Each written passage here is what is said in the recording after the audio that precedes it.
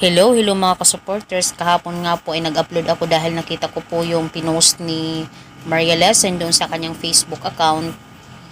May pinost po siya doon na talagang may pinagdadaanan po talaga siya. Ngayon ay okay na daw siya. Soon daw ay mag-upload po talaga siya dito sa YouTube. Antay-antay lang daw tayo. 'Di ba? At naalala po ba natin mga ka-supporters na itong si Maria Lesson ay wala po talaga silang sariling tirahan doon sa Australia dahil sa sobrang mahal nga po talaga ng bahay. Hindi po talaga nila ma-afford yung pagbili ng bahay. At lalong lalo na ngayon na may sakit itong si David, yung asawa niya, hindi natin alam kung ano yung status niya ngayon. 'Di ba? Emotionally talaga, mentally, talagang nahihirapan po talaga itong si Maria Lesson. Ikaw pa naman ba, yung palipat-lipat ng tirahan, hindi ka ba ma-struggle dyan? Hindi ka ba problema dyan? Diba? Sobrang bigat po. Diba? Yung kalagayan din nila ni Maria Lesson doon.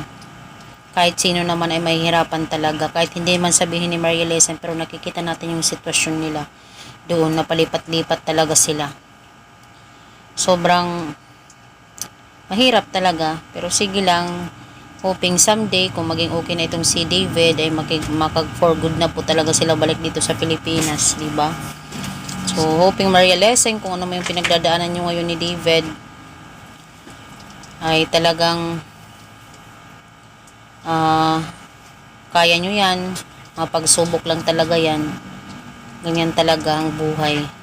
Pray lang tayo kay God, kapit lang tayo kay God dahil wala naman po talagang iba tayong kakapitan kundi siya lang naman po talaga dahil siya lang yung may hawak ng buhay natin.